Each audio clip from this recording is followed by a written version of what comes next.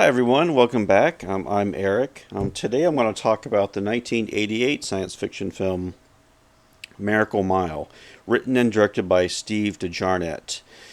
So, I should say, I will be talking about the plot of this film, and I will be getting into spoilers. So, if you've not seen Miracle Mile, this is one of those movies where you really don't want to get it spoiled. It's best just to go into it completely cold and not know what to expect. So, it is on Tubi, so you can watch this for free. So if you want to watch the movie and come back here, you're welcome to do that. But just a warning, I will be getting into spoilers. So just a little bit about the production of this film. So the screenplay was floating around for a long time through the 1980s. It was originally going to be part of Twilight Zone the movie, which came out in 1983.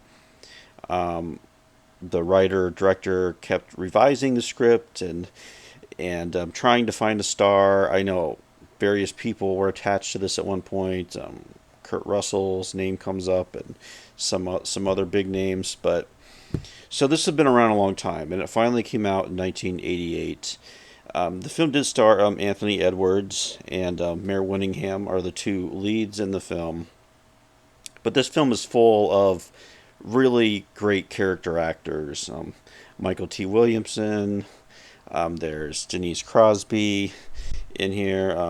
You know her from Star Trek. So, but many familiar faces. If you watch 1980s films, are in this Miracle Mile. So the film starts out. We're at a natural history museum in Los Angeles. Anthony Edwards is a musician walking around the museum, and he meets Mare Winningham, and um, the two. It's like a meet cute. They immediately take a liking to each other. And so the first 15 minutes of this movie is, oh, this is going to be kind of a rom com movie.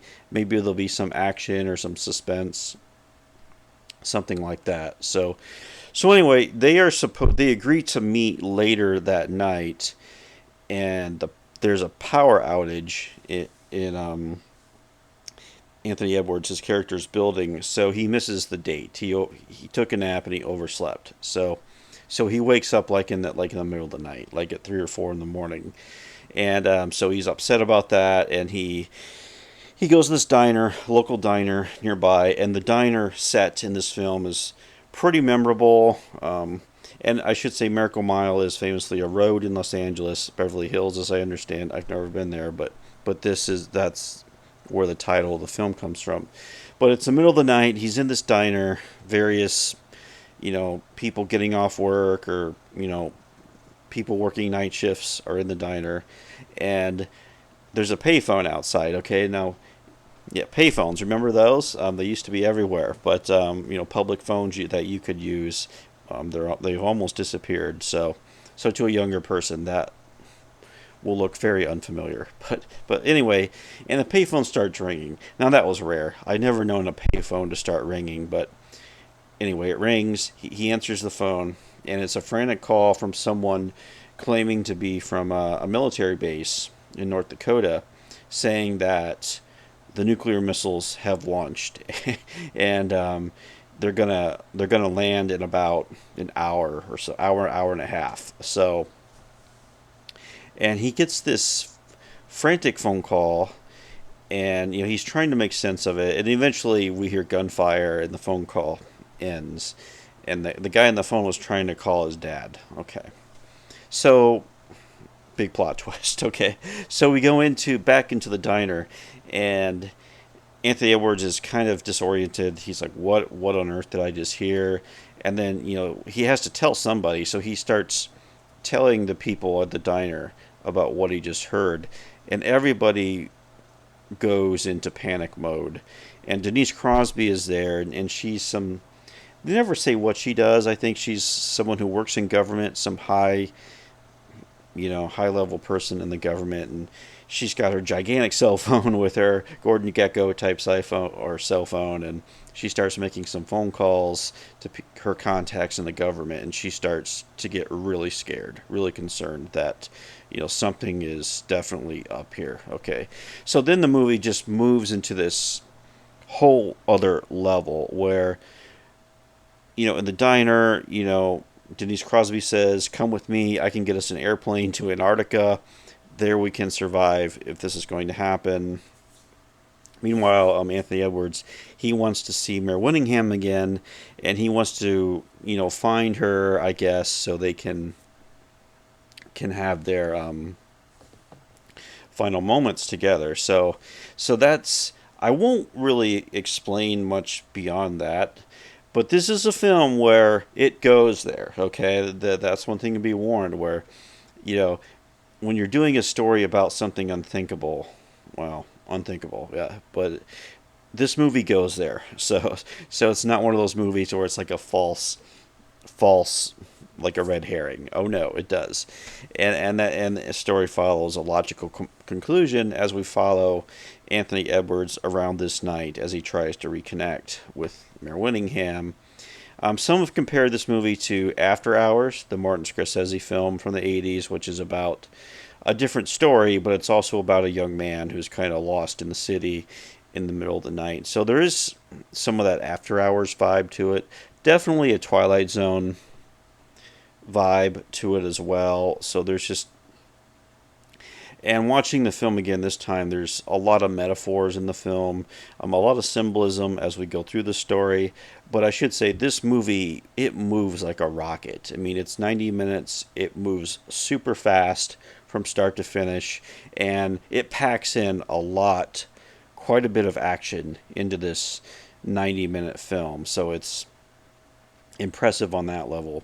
I guess it's also part of the genre of films about, especially in the 80s, early mid 80s, when nuclear anxiety was really hitting a fever pitch by that time, and there were a number of films that came out in that vein, and you could include Miracle Mile in that. Although Miracle Mile, it's those other films go to other places, where this is more of strictly an action adventure film, really, but with this apocalyptic story going on with it. So it's very much, and we're in '88 now. We're getting into the late '80s, where the Cold War is starting to wind down. Nuclear fears are starting to dissipate somewhat by the end of the decade, but like I said, still as of then, as of now, still a terrifying fear.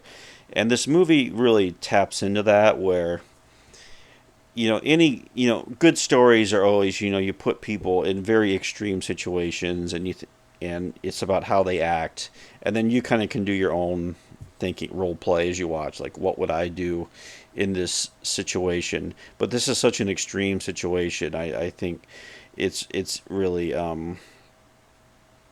really impressive how the film handles how people would, because you're under a time limit. It's another part of that genre of movies as well, where it's in real time, like High Noon or movies like that. So it's just this time crunch of what would you do in this situation. And you know and there's a real nightmare logic to the film, a dream logic that turns into a real nightmare logic. There's a little bit of a clue at the beginning of the film that you could get the out that this is just a nightmare that Anthony Edwards is having. The film kind of gives us that out. Okay, that is there.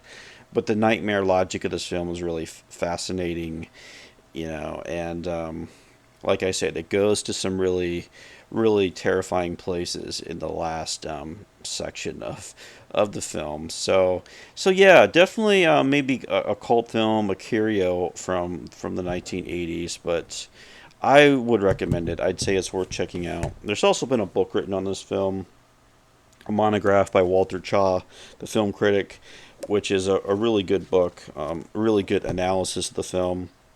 It's been a while since I've read this, but also some autobiography. So this is a really good book written about Miracle Mile. So yeah, those are my thoughts on the film. I'm be curious to hear if you have any thoughts, or if you've seen it, or if this is a movie you'd like to check out. So anyway, thanks for watching, and I will talk to you later. Bye.